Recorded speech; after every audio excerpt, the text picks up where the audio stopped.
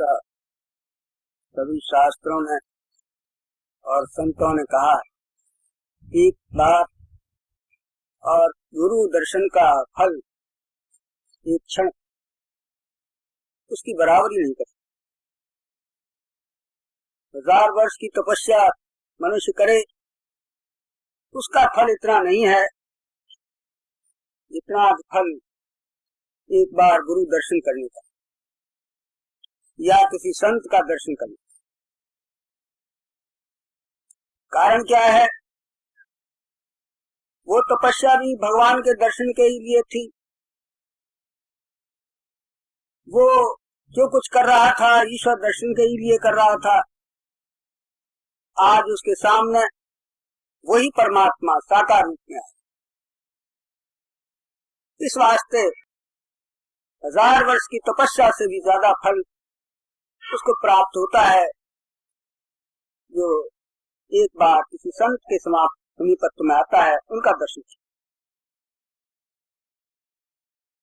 एक बड़े महत्व की बात ये होती है कि जैसे हम सब एक सूक्ष्म अग्नि से ही जीवित हैं। हम जब एक गर्मी में है एक टेम्परेचर है उसमें हम जीवित हैं लेकिन उसका हमें पता नहीं। उससे हमारे बहुत से काम भी और बाहरी काम नहीं चल सकते।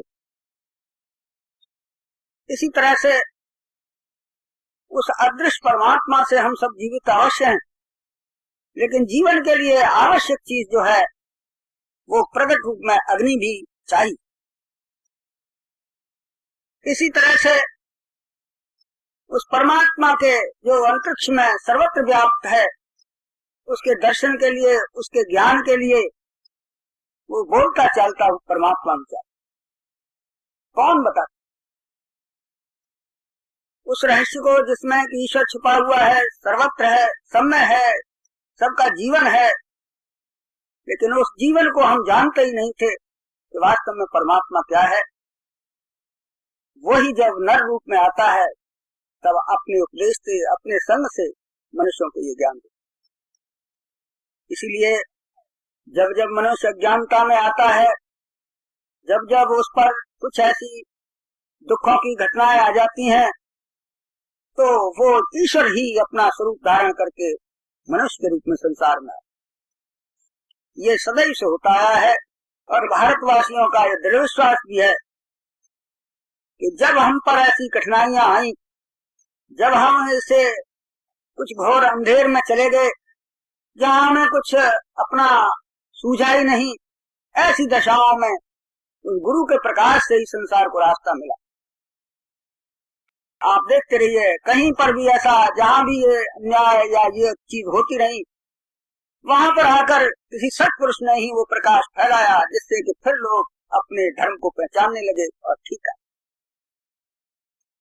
ये होता आया। जैसे आप कोई शीशा रख देते हैं साफ करके तो वो कुछ समय बाद, घंटे 2 घंटे 4 घंटे बाद फिर उस पर कुछ रच पड़ जाती है। ऐसे ही जीवन में हमारे अंतःकरण पर भी कुछ रच पड़ती रहती है और हमारा अंतःकरण बहुत दिनों की रच से फिर ऐसा धुंधला हो जाता है कि हमें दिखाई नहीं देता। हम न्याय की जगह न्याय करने लगते हैं, अपनों को भी भूल जाते हैं, अपना कर्तव्य भी भूल जाते हैं। उस समय मनुष्य इन आंखों से तो देखता है लेकिन अंतर की आंखें उसकी अंधी हो जाती।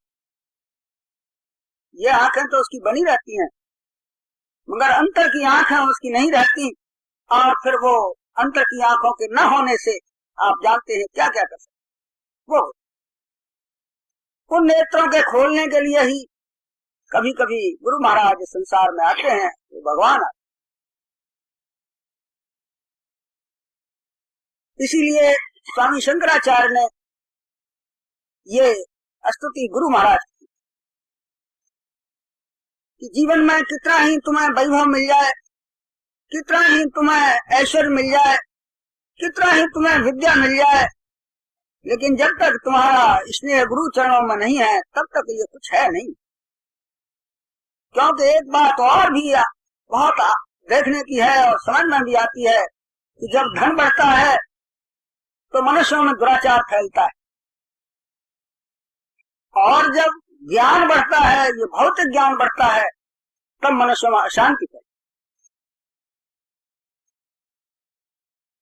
तो उस धन को तो कुछ ज्ञान शांत भी कर देता है, मगर जहाँ ज्ञान की अग्नि फैल जाती है, ज्ञान ज्यादा फैल जाता है, वहां पर प्रेम का जल ही उसको शांत करता है। जैसे ये अग्नि लग जाती है तो जल शांत करता है, जल से ही बुझती है। इसी तरह से जब संसार में ज्यादा ज्ञान फैल जाता है तो वो भी जाकर के कुछ प्रेम के छींटों से शांत होता है, और वो निद्रा, वो शांति की निद्रा जी लेता है। आप देखते हैं जब दिन भर का थका हुआ बच्चा परेशान हो जाता है, पढ़ करके आता है, या किसी तरह से छोटे छोटे बच्चे जब अशांत हो जाते हैं या किसी दुख में हो जाते हैं, तो माँ उनको धीरे धीरे थपकी देकर कोई एक कहानी सुनाती है और वो नींद में आ जाता है।